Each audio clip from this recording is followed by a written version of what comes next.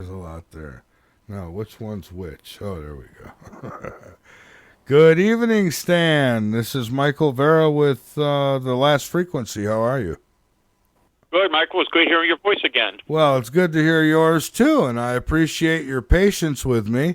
And we finally got this thing going. So I hope I hope you've had a good night, and I'm looking forward to talking to you. Sounds looking forward to talking to you as well. All right. So Stan, I guess as I always like to do, perhaps we could start with a little bit of. I gave a little bit of the bio, but maybe you can give a little bit of how you got into all this. I know you were trained as an electronics technician. You specialized in radio communications, and then you went from that to all this very interesting UFO and Bigfoot stuff. So kind of take us to, how that transition happened. Well, actually, I started in this long before I was working. I started this in 1959 when I was 10 years old.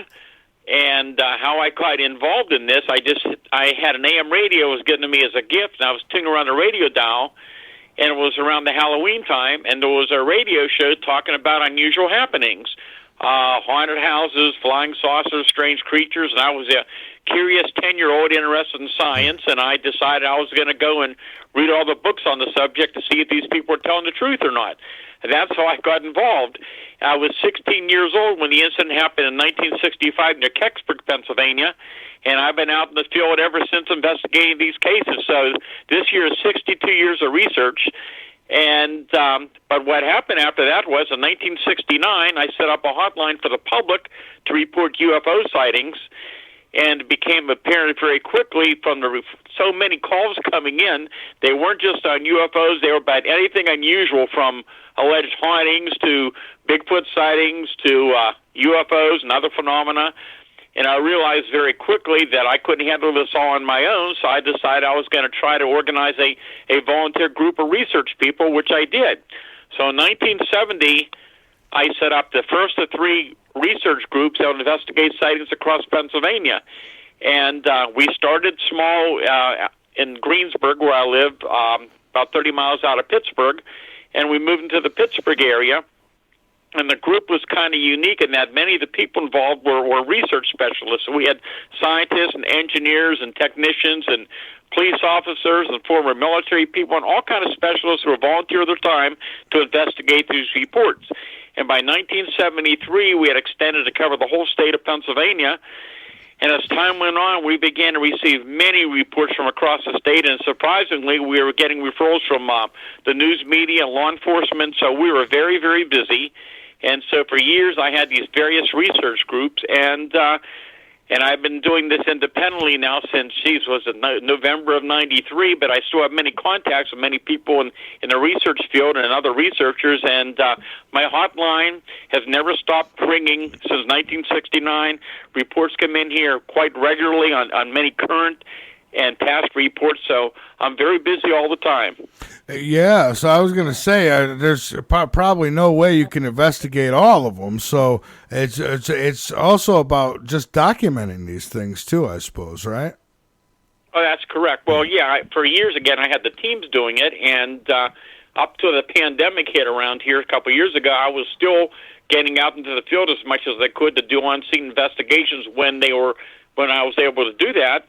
There's a lot of other younger guys out there now who are very involved, so they're able to get out to some cases where I cannot, but I interview multitudes of witnesses on a regular basis and document the cases. Fantastic. So now you've been doing this, obviously, for a good deal of your life, and, you've been going around trying to chase down these creatures and UFOs. I'm kind of curious, how has the field changed since you started, years ago?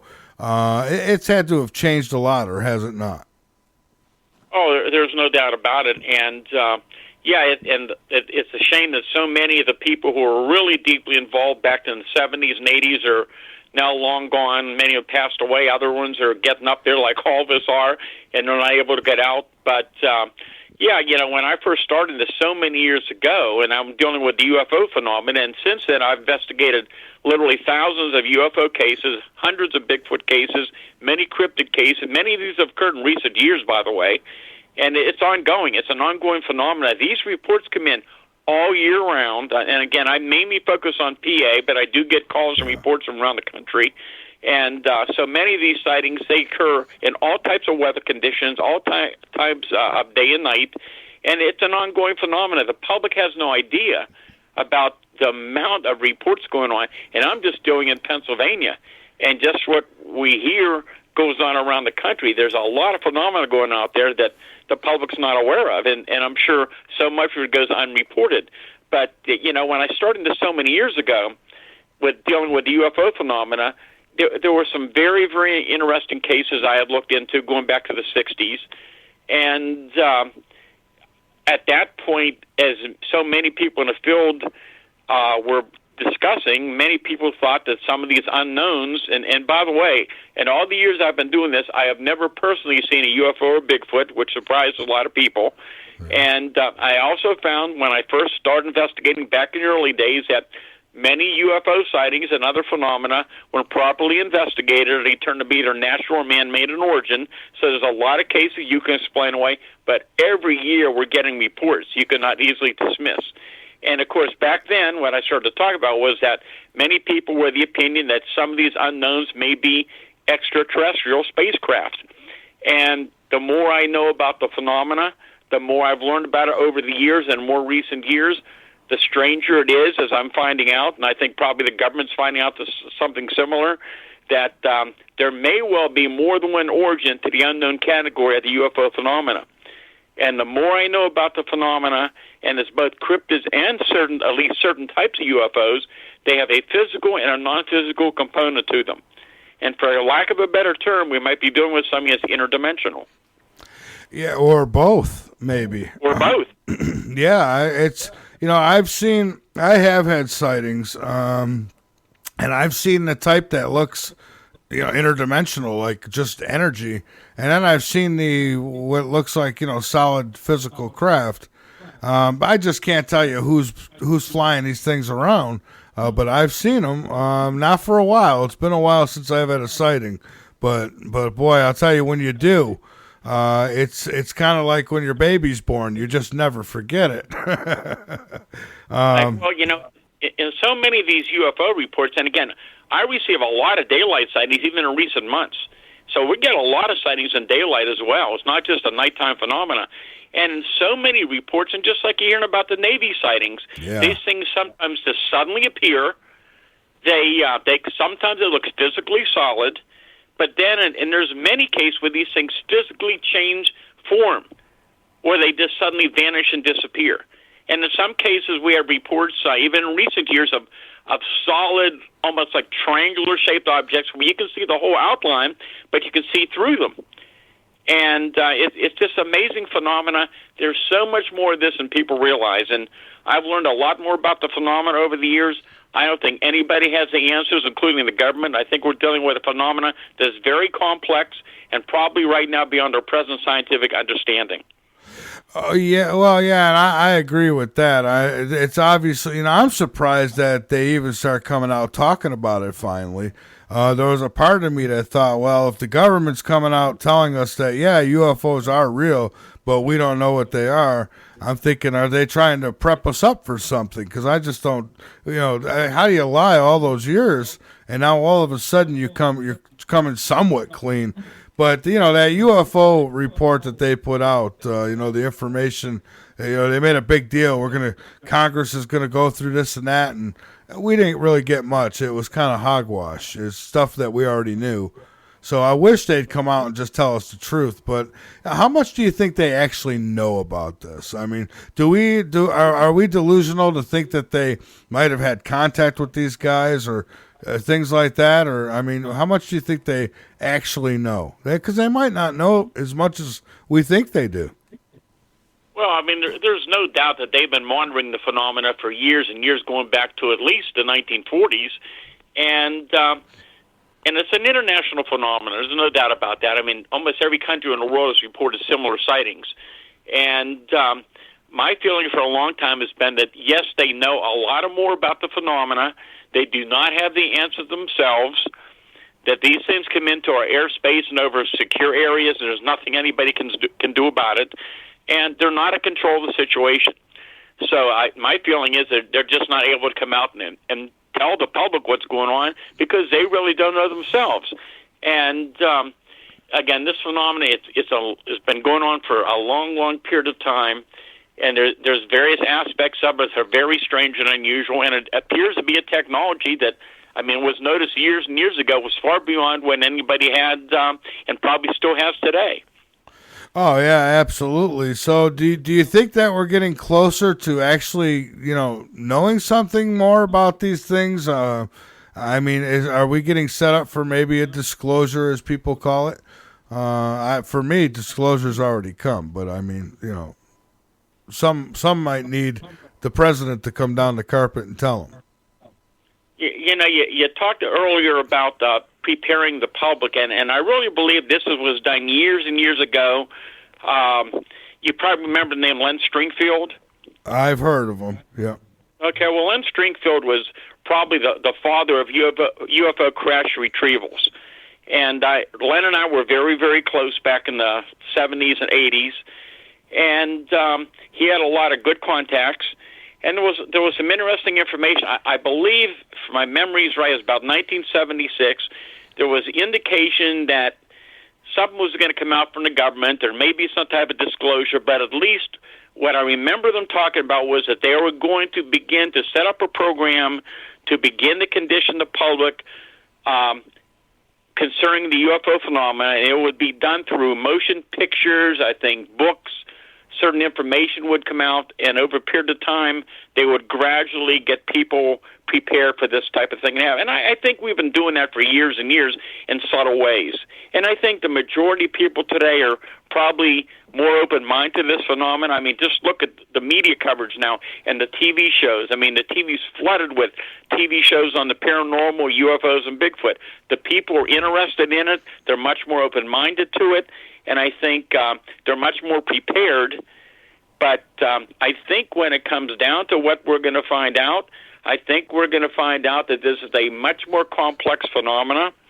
And I found some very interesting things about Bigfoot and the UFO phenomena and how there's some connection between the two, which I'll be glad to tell you about. Yeah. And, again, it's a much, much stranger phenomena, and I don't think anybody knows for sure what's going on. Yeah, so that was actually what I was going to get to next. The how some of these reports of UFOs and cryptids are often, they're intertwined, if you will. And so, yeah, if you talk a little bit about that, how there might be a connection, because I brought that up in the past to one Bigfoot researcher. Most of them are on board with it, but there was one who just would not accept it. And, again, this is something I found out back years ago.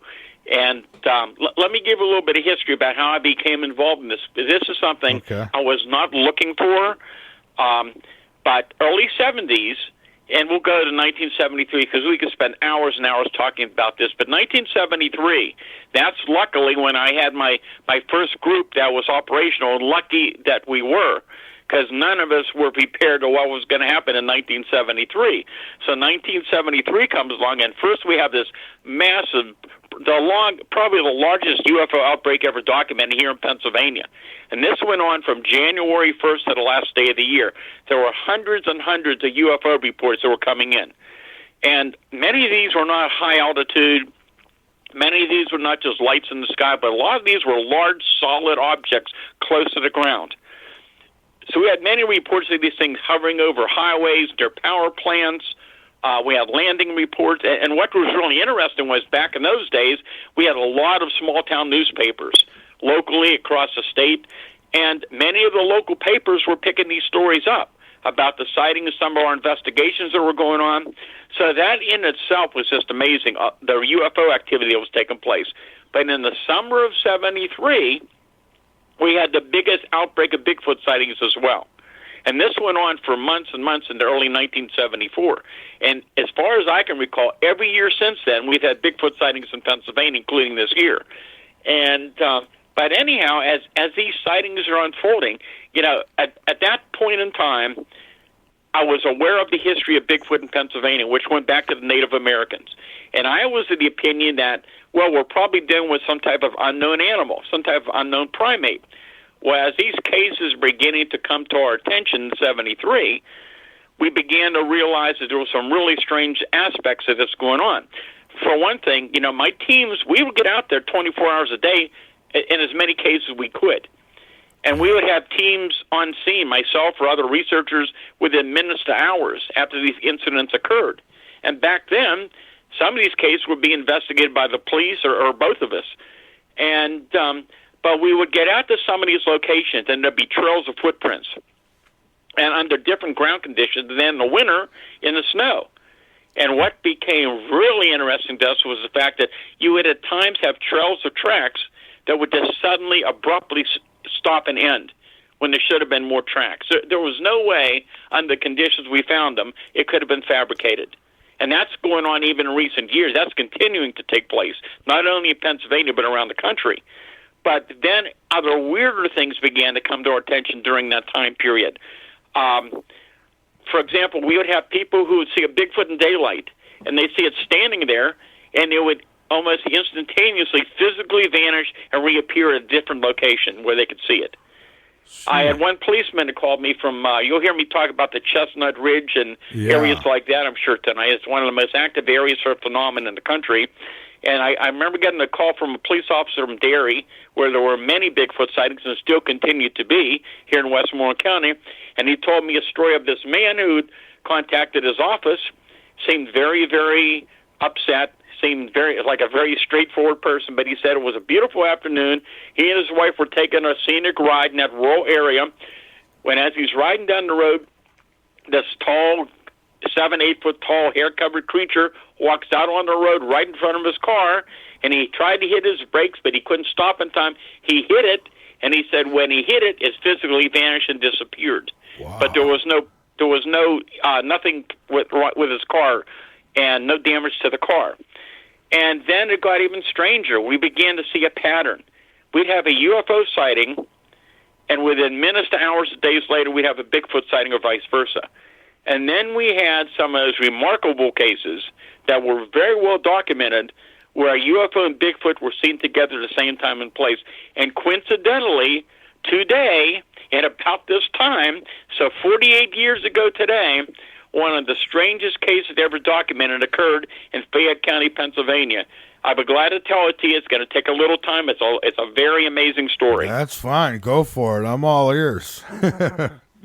So this was October 25th, 1973, during this major outbreak of phenomena. And there were many reports coming into my UFO hotline during that 24-hour period from around the state. But it was about 10:30 that night, and I got a call from a state trooper from the Uniontown Barracks in Fayette County.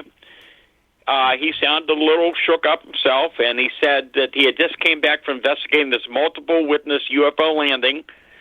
And he said he believed there was a chance that there was something still up on the farm, and he wanted me to get a team up there as soon as possible. So it's already late at night, but we did. We got our team together. We got our radiation meters. We got our other equipment together, and early morning hours we found our way up there to that farm up in Fayette County. So basically the story is around 9 o'clock that night, you had about 15 people in that rural area that observed this barn-sized, bright red sphere about 100 feet off the ground, slowly moving downward. And the story, the best way to describe it is the story focuses on the son of the fellow who had owned the farm. The son was coming out to visit his family. He comes down the farm road, and he sees people standing outside. He looks up, and he sees his object, and the people are looking at it. So he goes to a better location, which is a little higher, to get a better look over to his dad's farm, and it looks like this big, round object is going to land in his dad's pasture. So he and two neighbor boys watch this thing, and they decide they want to go up and see what this thing is. So they stop over his dad's farm before going up there. He grabs a .30-06 and a handful of ammunition. Ooh. He didn't realize in that ammunition there were two tracer bullets. So again, the hunters out there that hunt, that you just get that luminous trail when you shoot that tracer.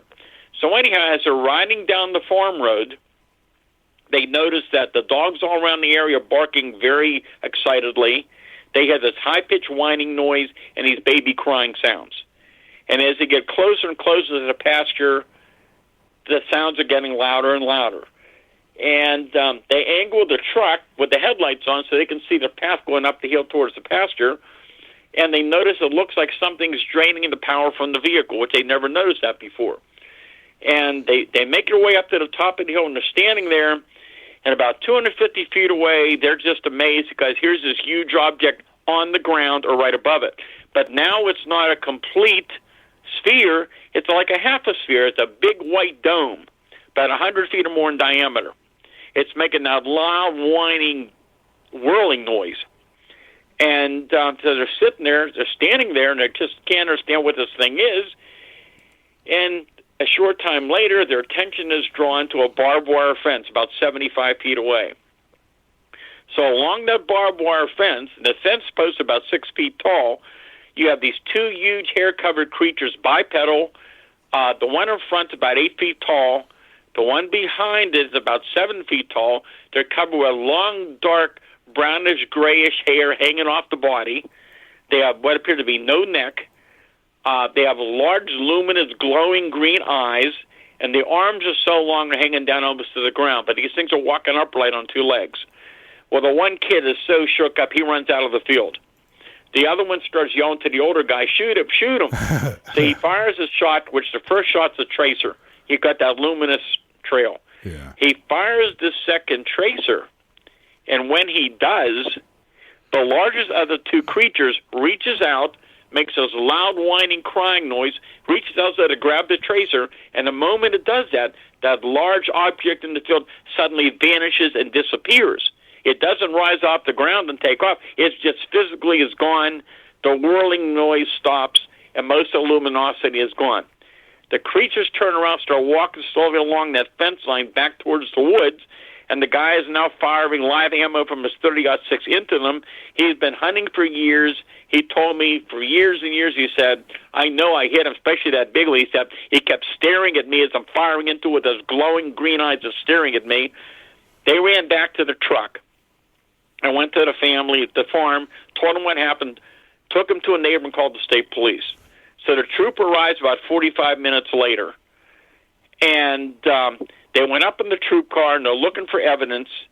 And I interviewed the trooper, and he said the area where the object was on the ground was self-luminescent and glowing, about 100 feet or more in diameter. He said the farm animals stayed away from the area. He said the glow extended up about a foot off the ground, as I recall. He said he shined his flashlight beam into it. He could barely see it. And he told me, he said, if I had a newspaper, he said, I'm sure I could have sat down within that glow and read the newspaper coming off that glowing area. And there was a lot more to this story. It got stranger and stranger into the night. They went back to the barracks, he and the primary witness. I was told they took him to two separate rooms. Both the trooper and the witness were separately interviewed. Then they called me to send up my team.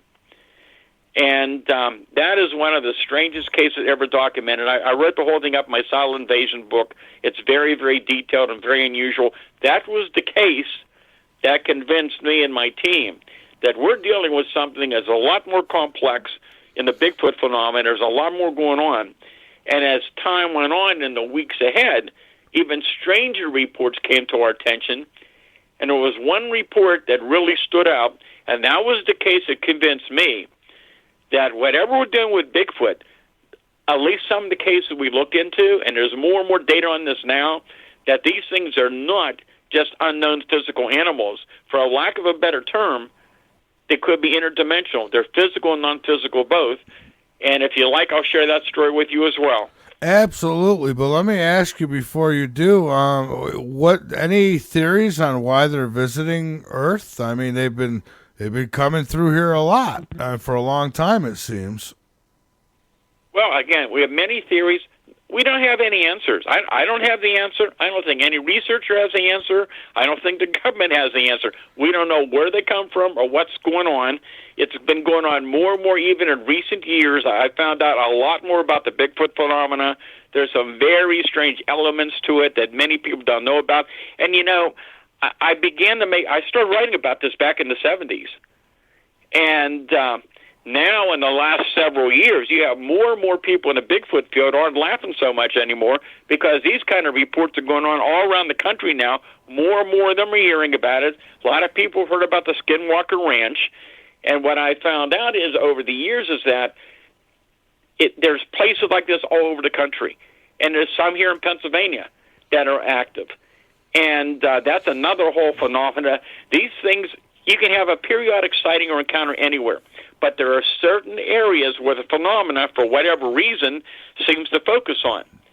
So it could be a farm or private property, a certain area, and sometimes this goes on for days, weeks, months, or years. And you can have a whole outbreak of various phenomena, from the paranormal to these small spheres and balls of light that I'll tell you about later if you remind me, Bigfoot sightings, cryptid encounters, UFOs, all kind of mysterious phenomena, anomalies occur in these areas. And it's so strange and so unusual. And one of the patterns that I found years ago is that many low-level, close-range UFO sightings and many encounters with Bigfoot and other cryptids often occur in the vicinity of high-energy sources. So you have many sightings around high-tension power lines and power stations and radio communication towers and railroad tracks and bodies of water, and this is something that keeps going on year after year. And but what I started to tell you was I started making contact with Bigfoot researchers back in the 70s in the United States and around the country, and many of them said they had these reports, they were aware of these strange elements of the Bigfoot phenomena, but they were reluctant to talk about it because they didn't want to be laughed at by their fellow researchers. My opinion has always been is that I don't have the answers. This is what we're uncovering. I think it's important for other people to know about this and share the information, and which I started doing back in the 70s. And now you're beginning to hear a lot more of this going on around the country and other parts of the world.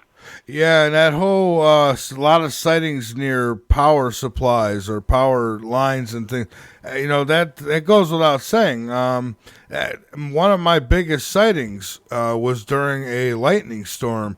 And again, I had just been talking with Robert Stanley that night on the show. Just before I seen it, we were just talking all night about, UFO sightings in electrical storms and how they may use that or harness that energy for their crafts or for whatever else. I don't know. But and I walked out and I says, well, I'd love to see, I seen the lightning in the distance and said, I'd love to see a UFO tonight. And I not kid you, on my way back from the dumpster, there it was. Huge craft just floating over. And it looked like, it was just amazing. I've never seen anything like it. And I wish I could see it again. And I didn't have a camera, of course. So anyways, my point, and I seen a triangle once, and that was over a sub-power station. So amazing stuff. Oh, yeah, and again, and I'm repeating myself, this is not a rare phenomena. This type of activity goes on all year round. And I'm dealing with these cases on a regular basis with current and past reports. And there's many other researchers I know getting reports. We can't even imagine how much of this goes on that goes unreported. And so it's amazing the amount of activity. And again, it's not just UFOs. It's Bigfoot, cryptids, and a lot of other anomalies that are going on. And the more I know about the phenomena, the more it is. It seems the possibility is that a number of these different types of anomalies are somehow all interconnected. Yeah. Oh, yeah, absolutely. I mean, I've thought that for a while myself. I said, it's got to all be... I was on a show once a long time ago. I had a couple guys had me on the show. One guy, and then some other guy ended up being on the show. And he says he wanted to know what UFOs have to do with the New World Order and with this and that. And I said, my friend, it's all connected. Every bit of it is connected in one way or another, whether it be the paranormal, ghostly stuff, Bigfoot, UFO. I think there's all a connection. They all know something we don't. So that's what it seems like. Because you got grays who are reported walking through walls. Ghosts do that. So what have they learned? Well, they must be far advanced. They're probably communicating with the dead. It's just my thoughts. But so PA seems to be a hotbed for this type of strangeness then. Well, it's been going on for years and years. Historically, going back, you can go back to the Native American legends. You've got newspaper accounts from the 1800s that talk about Bigfoot sightings and UFOs in Pennsylvania. And but you also, as some people pointed out, one reason we do get a lot of reports is you got to remember, my hotline's been open since 1969. It's one of the only places in the country where people had a place they could actually report something and it would be investigated. So, there was a place to collect all this data, where in many parts of the country didn't have that. But historically, it's always been very active anyhow. Well, that's pretty good. And you're right. A lot of people don't report these things. When I had my big sighting, I didn't think of calling the UFO reporting lines or any of that stuff. Later I thought, boy, let me go see if anyone else reported it. But yeah, initially I didn't even think of that. I was just so overwhelmed by it. And then, sometimes you think, okay, you report it, and what good's that going to do? But it does do good. It's documentation. So, everyone should report these things.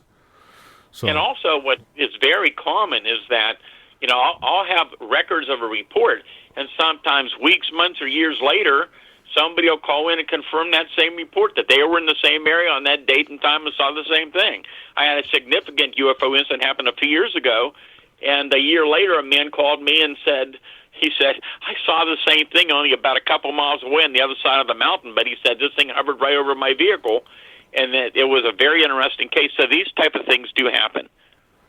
Yeah, so why are some places such more, hotbeds for this stuff than others? Do you think there's like portals? I know I'm getting out there, but then again, what we're talking about is really out there, but true. I don't have a doubt in my mind that, we're not alone and we're being visited. And I used to be hesitant on the Bigfoot thing. I'm not no more. I believe there's some people are seeing something and it's not a bear. This thing comes and goes as it pleases, disappears. Sometimes I wonder if it could just blend, like when it walks in the woods, if it could just, blend into the whole background or something, some kind of military technology or alien technology. I don't know. But it's pretty amazing, nevertheless. So, but yeah, go ahead. Oh, I was just going to say, so why do you suppose some of these places are such hotbeds? Well, again, we can only theorize. Like I said, I think there are certain areas of the country that you do have this energy connection going on. And then some areas you have a lot of history of these things going on. There's something we just don't understand. But what you just talked about is there are many, many cases I had going back to at least the 70s, and they're still ongoing, where sometimes these creatures are physically solid, and I have many, many Bigfoot sightings in daylight, and many at extremely close range. I'm talking 5, 10, 15, 20 feet away from people in some of the reports we have.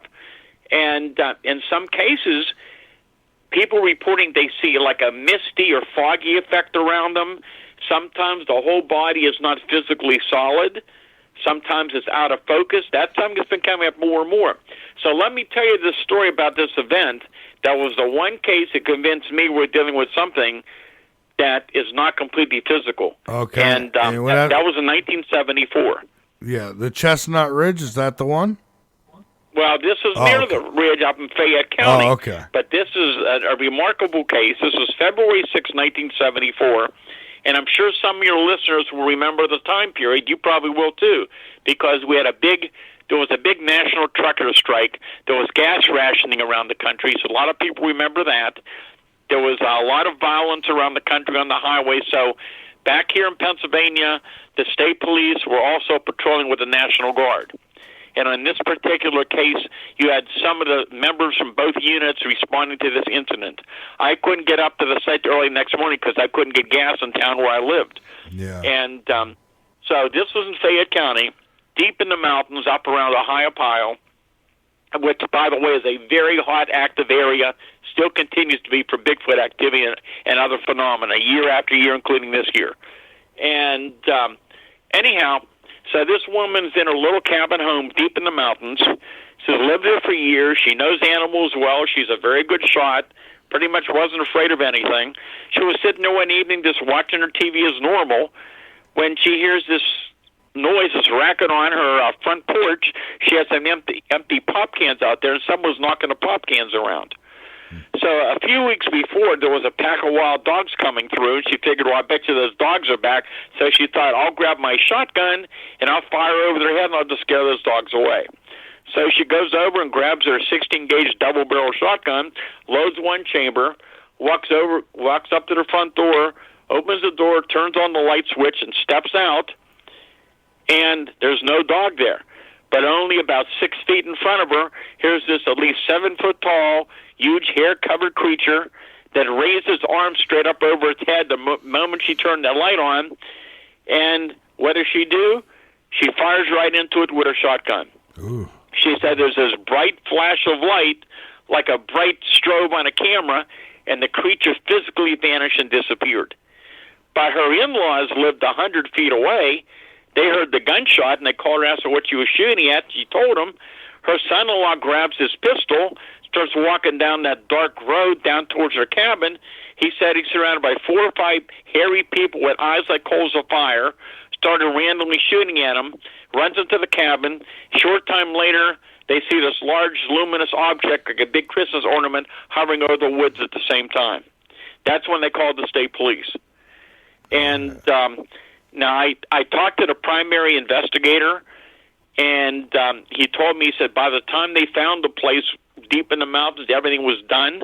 But he said something very strange occurred up there, and that was based on the animal reactions. And I told you I've never seen Bigfoot, but I'm pretty sure I've been close to one, and I've seen the animal reactions. And very commonly, in many, many cases, even the most active, ferocious dogs are like just paralyzed in fear when they're close to these creatures. So they don't bark, they shake, they cower, they hide. Sometimes they don't eat right for a day or two later. Very, very common. And I remember the trooper telling me, he said when he got up there wasn't a sound. He had several big dogs there, other animals. None of the dogs were barking. And I remember one of the dogs, I'm not sure, it may have been an Eskimo Spitz, was inside a cage, wouldn't move, wouldn't bark, and he opened the cage up and tried to pull the dog out. The dog should have ripped his arm up, and the dog wouldn't even move. Now, when I got up early the next morning, everything's back to normal. All the dogs are barking. That was the case, among others that were similar, that convinced me that we're dealing with something that is not flesh and blood, and there's a physical and a non-physical aspect of whatever we're dealing with. Yeah, and as far as the Bigfoot's concerned, I always thought that they had to have been involved in some way, because there are. I've had a lot of people on the show who have talked about having a Bigfoot sighting and then shortly, at the same time having a UFO sighting. Now, I've seen a lot of things. I've not seen Bigfoot yet, but I'm game. I wonder if you go into the woods with those night visions, if, would that help see something like that, I wonder? Well, again, so many of these incidents can occur almost anywhere. And I've had many hunters and people from all walks of life who have seen these things. What's really intriguing is in more recent years, we're getting more sightings of these things in more populated areas where there's not a lot of woods, which is very interesting. And some of the phenomena has been observed on infrared and in night vision in some cases, but in a lot of cases, it's a matter of seconds that people see these things. They don't have time for it. But let me tell you a little more about another phenomena that shows a connection between all this, and some of these have been recorded very well on night vision equipment. Okay. And what I'm talking about is what I call mini UFO sightings. I've been investigating them since the 1960s. it's going on more and more. You hear rarely anything about this in the country. You're hearing some of these reports from places like the Skinwalker Ranch and some other similar areas. But what I'm talking about is these are not objects in the sky that are high up. These are objects that are bright, luminous, sometimes solid metallic looking. They're low to the ground. They approach people very closely. I've had cases where these people could have reached out and grabbed one. I've had them follow people's vehicles. I've had them enter people's homes and cars through open windows and sometimes go right through the walls. I've had them appear inside of people's homes. But they're generally, the smallest ones are like large, luminous, overgrown fireflies. They're about 1 inch or 2 in diameter. There's other ones that are about 1 foot or 2 in diameter, and again, sometimes solid metallic. In other cases, they're bright, luminous, different color, brilliancy of different colors. And they're just fascinating. I mean, I have multitudes of reports of these things, but they're not always spherical. There are some other really interesting reports where these things have other shapes to them. And, it's just fascinating. But here's what's going on.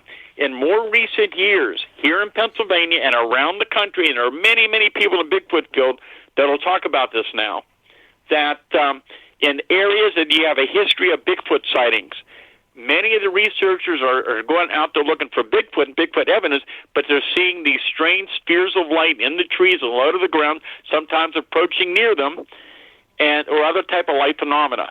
So that's something that's going on more and more. And I had one of my research associates, Jim Brown, up in Fayette County again, back in November 2019 in the afternoon, had a report. This fellow was on his way home. He comes up over a hill, and he sees this ball sitting on the road in front of him, blocking his pass. So he stops his vehicle. He said he stood there for a minute looking at this thing, trying to figure out what it was, but he knew whatever it was, he had to move it. So he opened his car door. He says this thing, as I recall, I believe it was about 2 feet in diameter.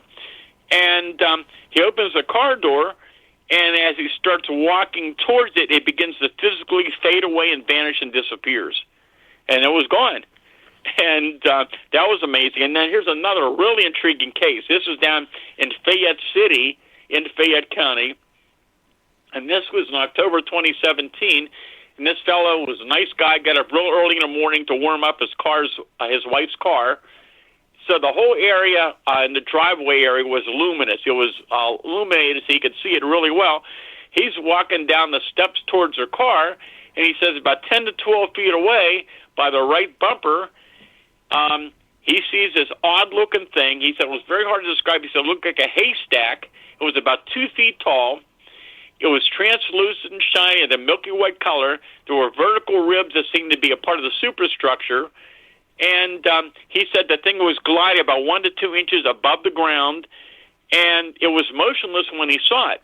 But he got within 6 feet of it, and the thing must have sensed him, and it suddenly zoomed very fast, crossed the driveway to the left side of the car, then made a perfect right angle and went down in the driver's side where it was dark, and he never saw it again. So, I mean, these are the kind of things that I'm dealing with all the time, and the public never hears about it. Oh, that is some fascinating stuff. Oh, yeah, they keep us distracted with all the other crap, right?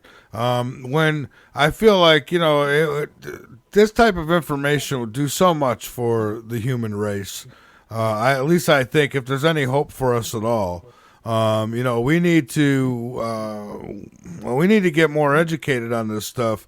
We need to figure out how to get off this planet and be peaceful about it at some point. Apparently there's other, people, I guess, out there who have figured this out, Bigfoot type creatures and these extraterrestrials. They're able to do all this stuff, and I can't imagine that it's taken them 100,000 years to get where they're going. So if we'd stop, I guess, trying to blow each other up and put all our heads together, boy, we could probably do a lot. Yeah.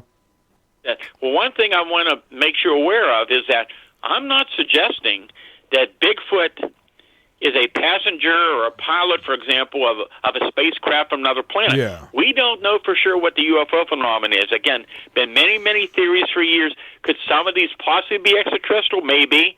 But I think, again, we're dealing with phenomena that, again, it's physical and non-physical both, and as strange as it sounds, there's reports all over the country that these things can take on almost any form they want to, which is very, very bizarre. And, I mean, we have cases with footprints, and, again, that's a whole interesting phenomena, too. You know, we have the five-toed typical Bigfoot tracks here in Pennsylvania, but what I was seeing a lot of and making casts of in 73, while there were five-toed tracks, there were a lot of reports of three-toed footprints, and all over the country, and you rarely hear about it. Even the Pacific Northwest going back for years, there's three-toed tracks, there's four-toed tracks, there's five-toed tracks, and I can tell you, here in PA, there's a whole menagerie of other footprints that we've uncovered. We've interviewed witnesses. There were no indication these things were fabricated footprints.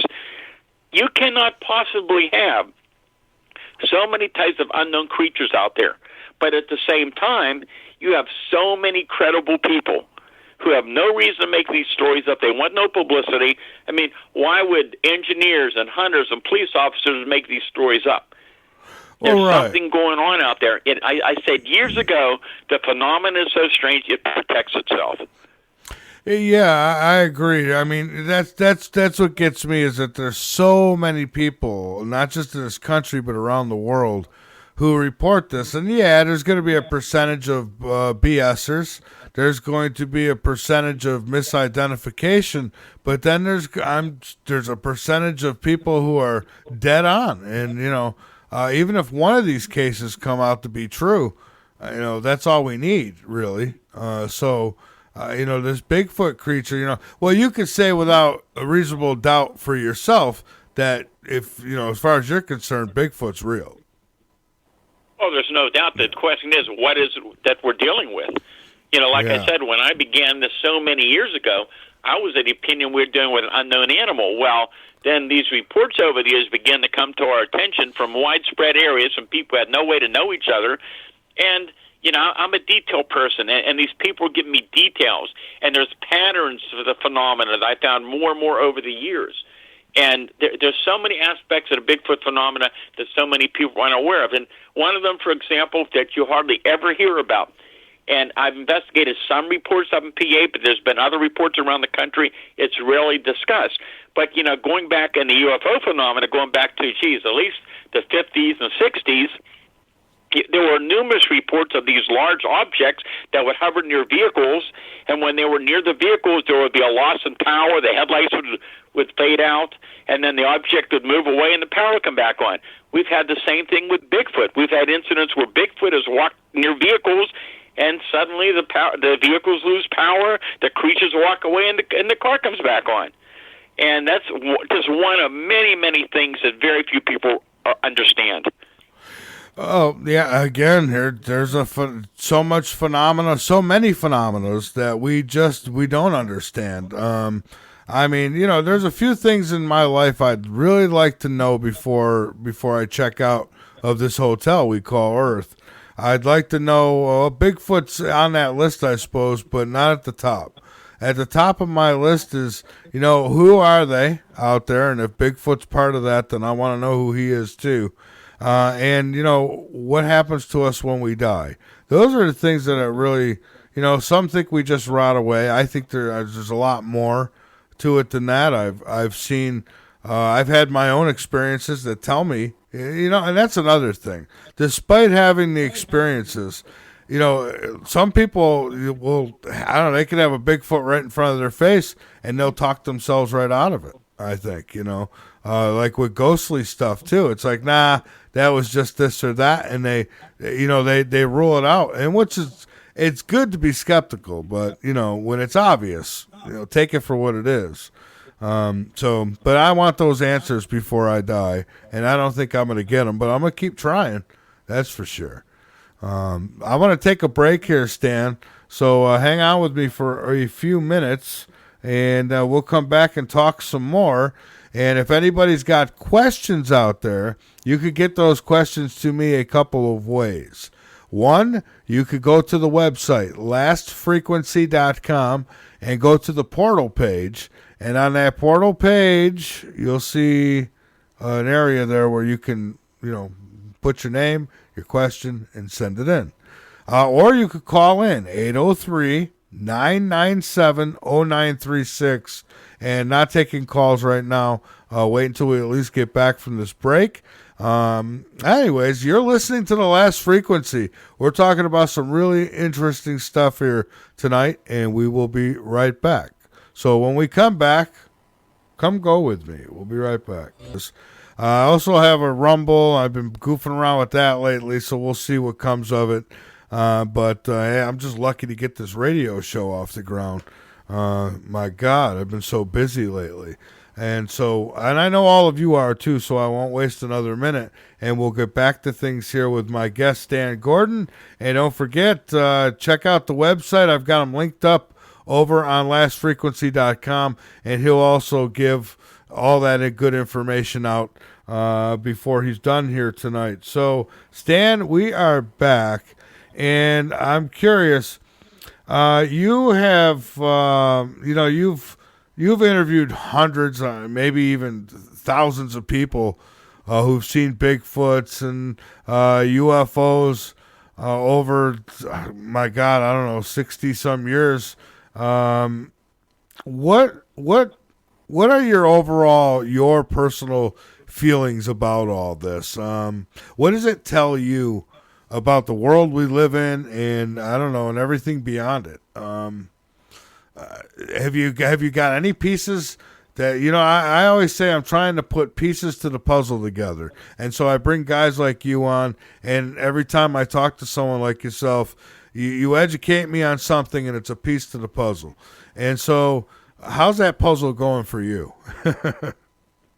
Well, you're right. Over the years, again, I've investigated and interviewed. I couldn't even begin to count how many thousands of people I've talked to. And, again, they're from all walks of life. They're men, women, and children. And so many of these witnesses, whether it be a Bigfoot sighting or a cryptid or a UFO sighting, quite a lot of those people didn't believe that these things could exist until they had their own experience. I mean, I can tell you even in recent years, I've interviewed face-to-face experienced hunters, guys been out in the woods, lived out in the woods. I mean, that was their life. They loved living out there and hunting out there and exploring in the woods. And they encountered something that wasn't supposed to exist. And I sat there and watched some of these adult hunters with tears coming out of their eyes. Their lives were changed. So many witnesses. I mean, I'm still in touch with some witnesses from years and years ago, going back 30, 40 years or more. And these people's lives have never been since the day they had their experience. They encountered something that was not supposed to exist. And for some of these people, they still can't deal with it. Others got involved. Some people got involved, and they went out in the field and began to try to find more evidence of what they experienced. So each case is different. But again, whatever we're dealing with, it's a very, very strange phenomena. And there's no easy explanation. We've got a lot of theories out there. But it just shows you that what we know about our world is very limited. There's so much more out there we just don't understand. Yeah. Oh, I know. And and we have such a short lifespan here. It's not enough time, especially when we have those in authority who do not come clean with us. I don't know. We'd probably be a lot further if they would just share all the information they have. But I guess some people feel they have their reasons. I feel like, we're all on this ship together. We need to know what's going on. For those who can't handle it, I insensibly say too bad. I need to know. So what are the Native Americans? What are their accounts? What do they say about Sasquatch? I've heard that they've dealt with this creature. So it's been around a while. Oh yeah, I mean these creatures have been around for years and years. I mean it's from all over the country. Here in Pennsylvania, I mean the Native Americans have talked about the incidents for years and years. And there was one incident that happened down in, a number of years ago down in Lancaster County. That's down in eastern Pennsylvania, and there's always been a lot of sightings down around that general area as well. And it was an interesting case, and I'm going from memory here, but the witness was a paranormal investigator. He's very, very credible. I've known him for years. And he was talking about the fact that several years ago, early morning, he's riding down this road in a rural area, and he sees what looks like a child running out in the middle of the highway way ahead of him. So, of course, he had his headlights on and his high beams on, and he's getting very close to whatever it was down there. He's thinking again as a young child, but as he gets closer, he comes right up on this thing and realizes it's not a child at all, but it's like a small Bigfoot. I believe it was around 4.5 feet tall. And when he put the the high beams up, the thing turned around to look right at him, and it had glowing yellow eyes, as I recall. And suddenly it just physically vanished and disappeared right in front of him. And in that area, the Native Americans in that area talked about these smaller hairy creatures that they had a reference to from years before. But these sightings go back for years and years, and it's just, again, it's so amazing to me. These reports go on constantly; they go on year after year, and it's so strange and so unusual. And I investigate all kind of reports, from the giant Thunderbird reports, which we've had a number of very interesting cases this year. The Black Panthers are very intriguing because they're more of an out-of-place animal, but I found some association with Bigfoot and UFOs and some similarities in those reports.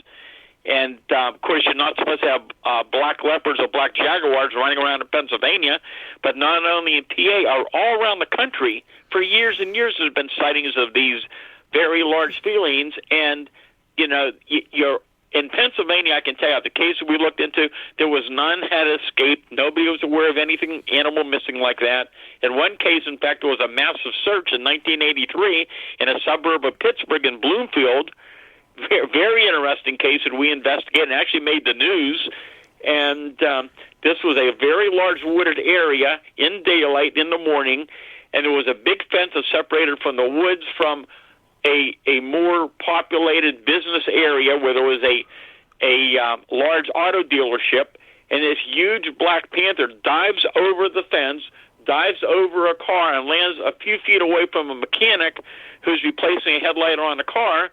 And here's this huge panther with a dead animal on its mouth, looking right at the guy, growling at him. He can smell it. It's so close, and the thing turns around and jumps back over to the woods. Oh, and then God. several other people saw a big one and a small one together.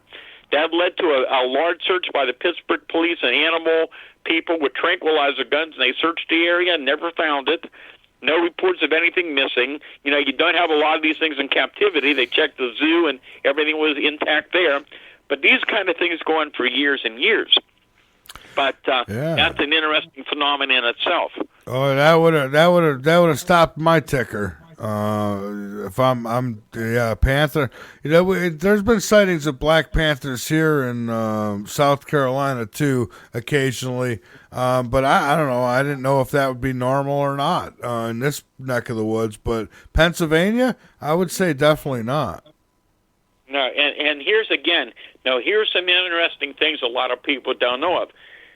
When you have these outbreaks in areas similar to Skinwalker Ranch, and we've had them here in Pennsylvania, and we had one big outbreak. My gosh, this goes back many years. Let me see what my memory is. 1979, there was an incident happened on the Armstrong County, Westmoreland County border. And this continued for years and really got active in like 81 and 82, where many, many people in this large wooded area, rural area, they were beginning to report UFO sightings, strange footprints, Bigfoot encounters. But when the Bigfoot encounters were going on, there was an outbreak of Black Panther reports as well. And this went on again for weeks and months into years. And it actually was on Pittsburgh television and in the newspapers. That's how big of a deal this thing was. And this is something I'm finding that around the country and other areas where you have similar things going, sometimes these Black Panthers show up. And there have been incidents over the years where a Bigfoot is seen in conjunction with another cryptid. They're together at the same time, which is fascinating. But I investigated one Black Panther case that, again, similar to that very strange report I told you about the Bigfoot, the woman shooting at and it disappeared.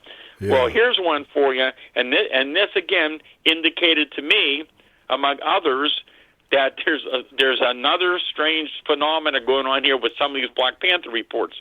So this occurred in February of '83 here in western Pennsylvania. This fellow was coming home visiting a friend about 1 o'clock in the morning. It was very cold. His car was overheating. He pulls into his driveway, goes in the garage to get a can of antifreeze. He opens the hood of the car, and he hears a growl.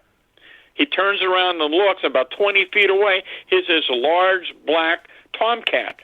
Well, he didn't think very much of it. There was a lot of cats around the area. He goes back. He's putting more antifreeze in the car. A few seconds later, he hears a much louder growl than the first one. He turns around and looks, and what was first seen as a large house cat has now physically grown about another foot in size.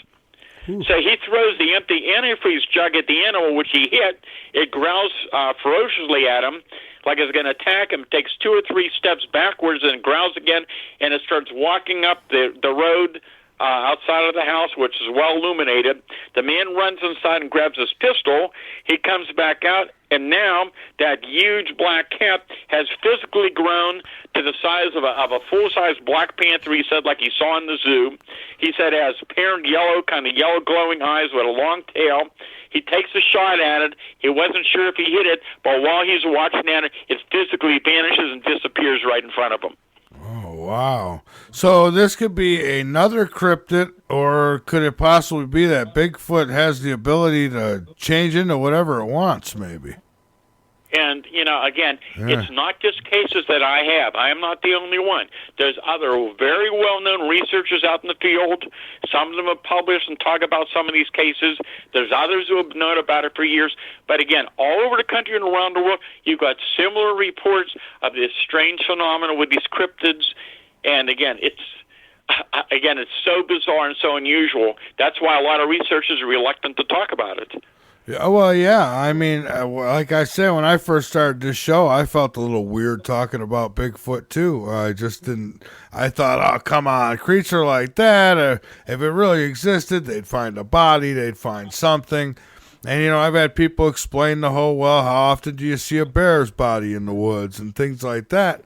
But it just seemed like, come on, I mean, we should be able to find this guy. Now, when you put him in a category of interdimensional or extraterrestrial-like, well, then it makes more sense. But to be an actual, like a squirrel or a deer on this planet, no. I mean, this thing's intelligent. It's able to, it's a regular Houdini, that's for sure.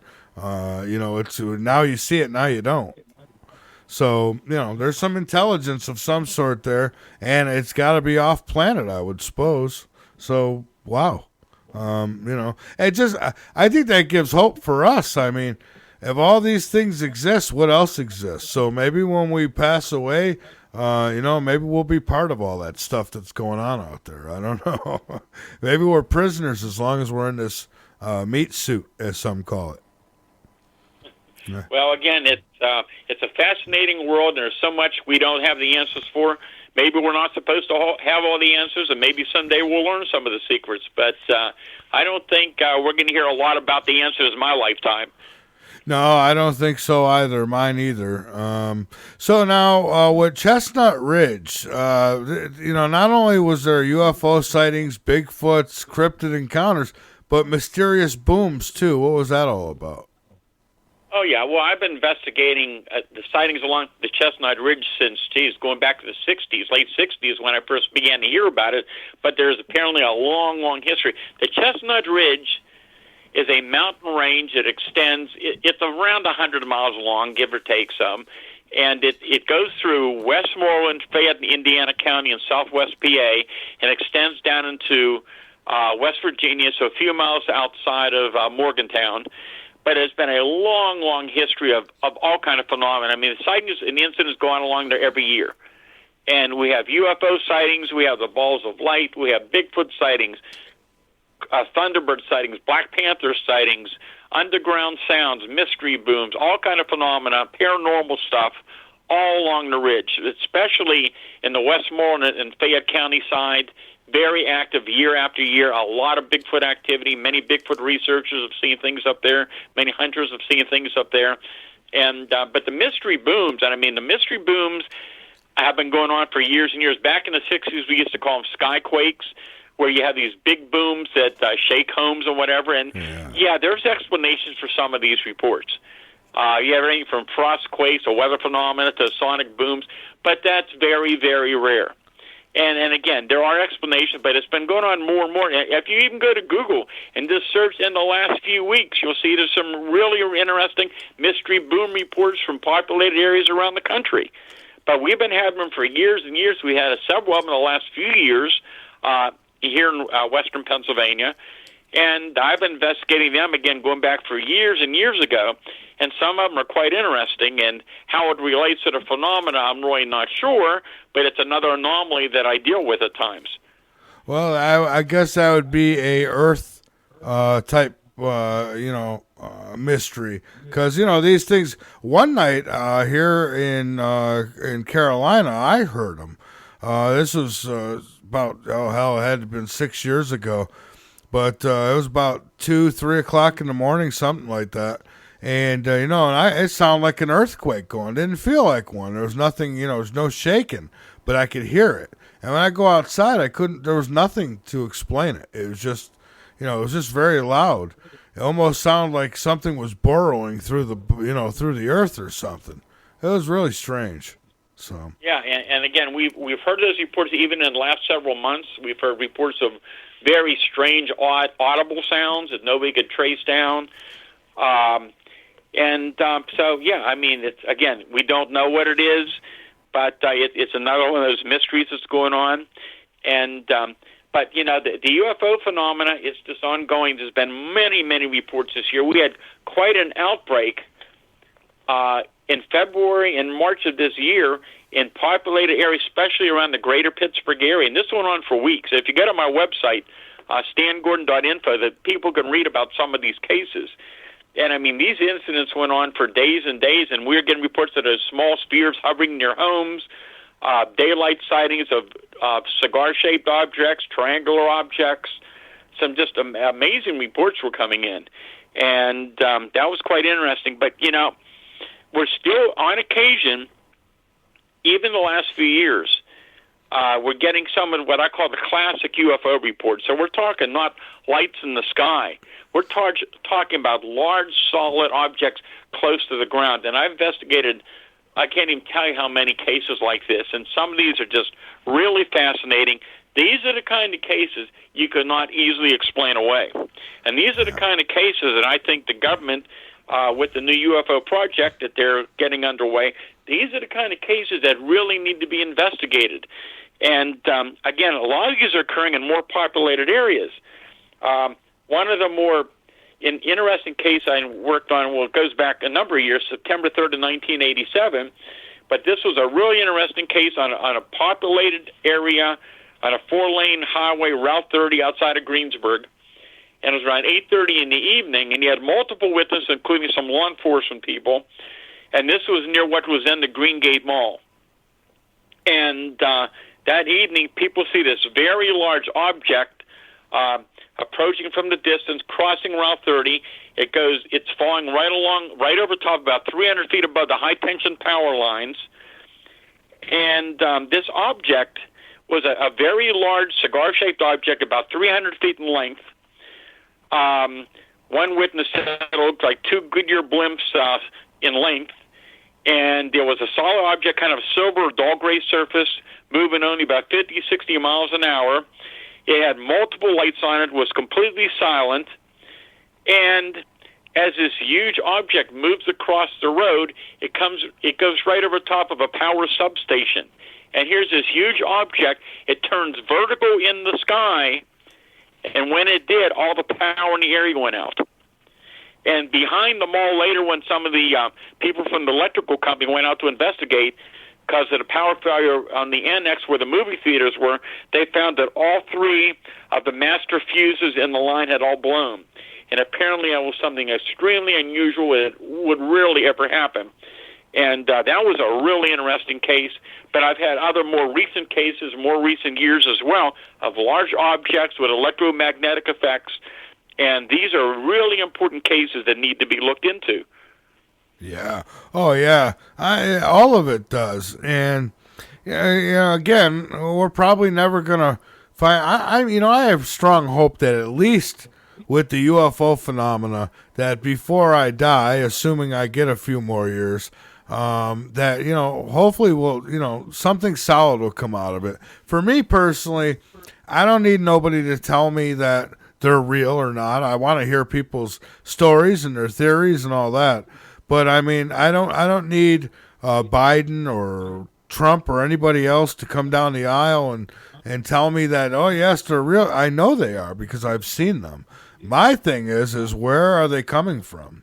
And as far as Bigfoot goes, I would love to have that sighting. I've not had that yet. I'm trying. I'm keeping. When I go around wooded areas, I keep my eyes peeled even more. But I'm no professional. This thing can hide from the best of them. So who am I to think? I guess if you see it, it's because it wants you to see it. What do you think? And that's a possibility too. And again, it's very complex. One thing, again, I noticed years ago, I've noticed different patterns. And I remember many, many years ago, there was an incident where it was a group of people, and only, I think it was a couple of people within that group described and reported seeing this large object hovering overhead, and the other people couldn't see it. And as I began to look into the backgrounds of witnesses years and years ago, but I didn't have the time or finances to really do a big study, but it seemed as though, could it be that in some cases, certain people had certain abilities that they were able to perceive the phenomena where other people could not? Or could it be that there was something about those people that the phenomena was interesting and it was attracted to them? We don't know. Yeah, there's no telling. They don't tell us, Bigfoot. Does Bigfoot ever try to communicate? Have you ever had a case where it's tried to communicate with anybody in any way? I mean, outside of maybe raising its arms, but, like mind. So I had somebody once tell me that it was talking to him through telepathy. Now, it's the first time I heard that, but I suppose it's possible. Well, then I'm going to give you a very interesting account because that's something I was witness to. Oh. And I can tell you, around the country and now the Pacific Northwest, different parts of the country, you hear more of these reports of people who claim that the creatures tried to telepathically communicate with them. Of the hundreds of cases that I worked on, I have a handful of cases like that. They're very, very rare. And witnesses are even much more reluctant to even tell you about that. But there was one case back in the 1980s. I was out investigating with my team a series of Bigfoot sightings out along the Chestnut Ridge where people said this thing was coming down very close to them. And they were seeing it on different occasions. So my team went out to interview these people. One of those people claimed that the creature was trying to mentally communicate with that person. While we were there, this person said this creature is communicating that the next morning, about 15 miles away in another county, that there would be a UFO incident early in the morning. And let me tell you, early the next morning, over the name of the town that person gave me that night in front of everybody, there was an incident of this very strange, loud noise that over this community. It was so unusual that the police and the fire department went out searching, and it made the news. And so that was something that was very, very interesting. Yeah. Well, I wish more of this would make the news. I do. The Navy stuff is pretty cool, pretty interesting, and I'm glad that they're talking about it. But I want more, They haven't told us about Roswell. They haven't told us about these other things that we know. There's more to the story. So I'm hoping they come clean on some of this stuff because I think they do know a little more than they're telling us. I mean, they've recovered crashed craft. They've had to have learned something from it, don't you think? I think that's a good possibility, but once again, I think that they know a lot more than they're telling us, but they do not have the answers themselves. And I think they're finding, again, it's a much more complex phenomena. There's more to it. And they're in a position where they just can't come out because they're not in control of what's happening. They don't understand it either. Well, yeah, I guess I always think when I think of this stuff, I think of like the X-Files with the smoking man. Like there's that one guy out there who knows exactly what's going on, and kind of pulling strings behind the scenes. I don't know if you ever watched X-Files, but they have the smoking man. He was the guy. So, yeah. Yeah, that was a great series I watched many years ago. It was very interesting, and I've heard many, many stories over the years.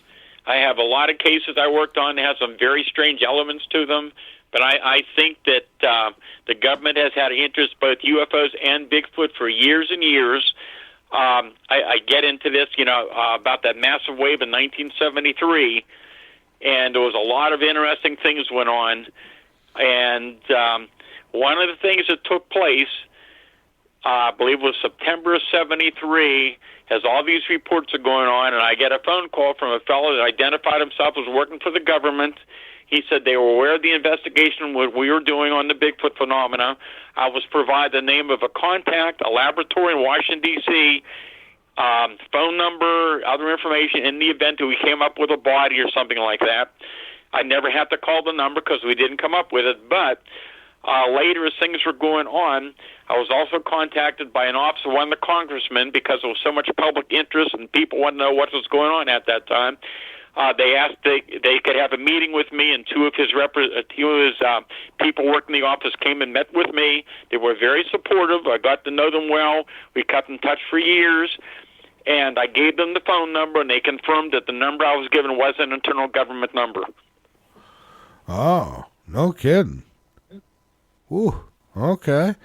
All right. So, Stan, as we get closer to the end here, I have a question from a listener I want to get to, and then of course I want to give you the floor. But somebody had wrote in here. I was just checking the portal here, and somebody asked about giants and what you know about the giants. Well, I'm aware of the reports. I've not got involved in it because there's not that much of it in my area.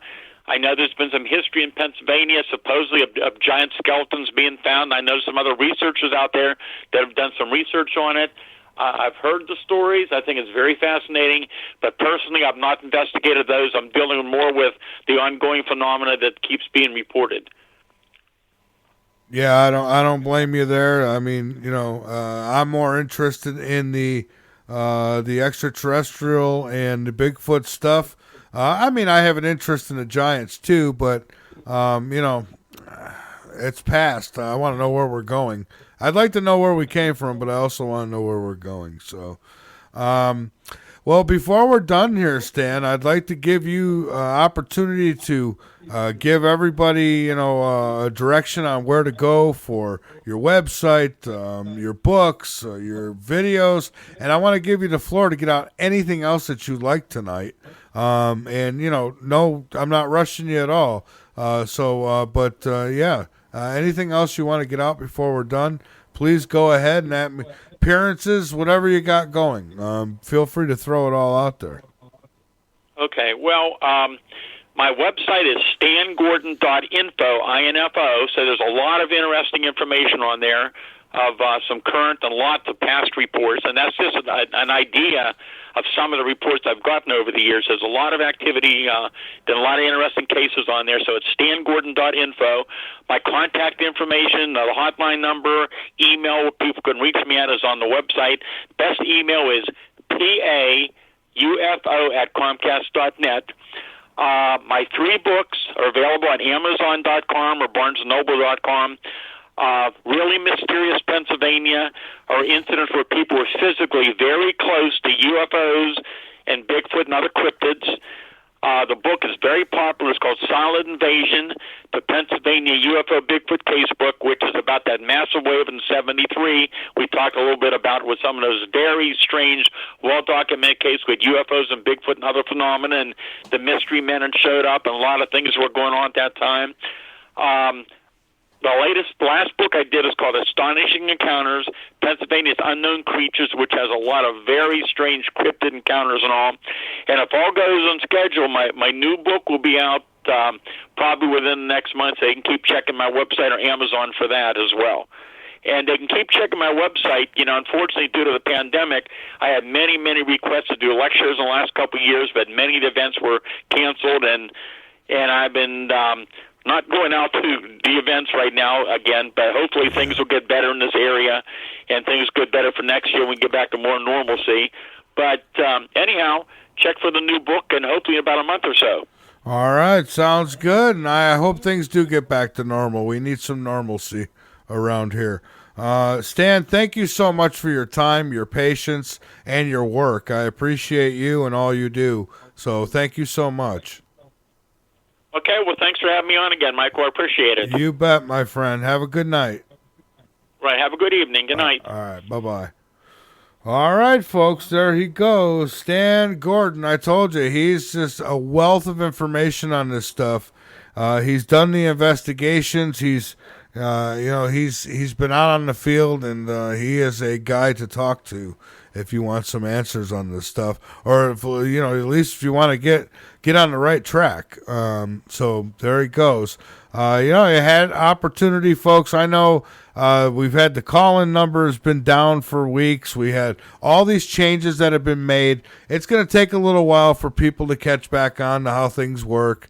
I get it. I've rebranded myself. I've rebranded my show.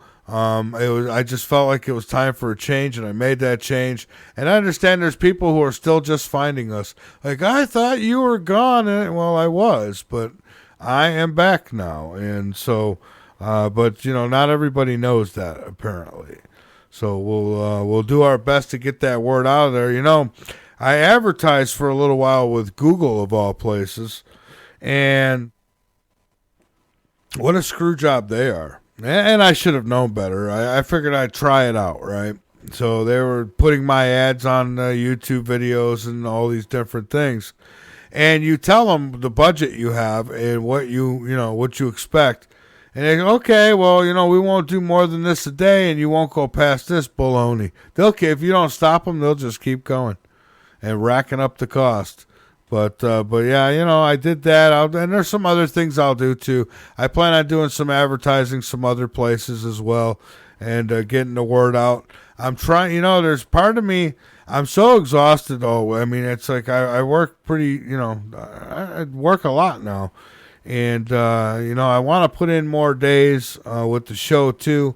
I need to stay at the 9 o'clock slot. That's my slot. And, in order to do anything outside, so, you work all week, and then to, try to push in the show, I just don't work. I don't get home sometimes until, later in the night. So it'd be really difficult to do it. But I'm looking at different things, different ways, and we'll see.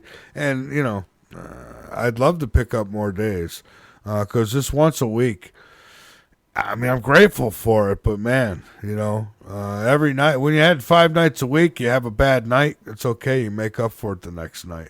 Now it's like a football game. You got to wait a whole week before you can try to get back on the winning list, So, anyways, I want to take another break here. And remember, Stan, he is he's really, now, in my opinion, one of the godfathers of these topics. He's earned it. He's been doing it for a long time, a very long time.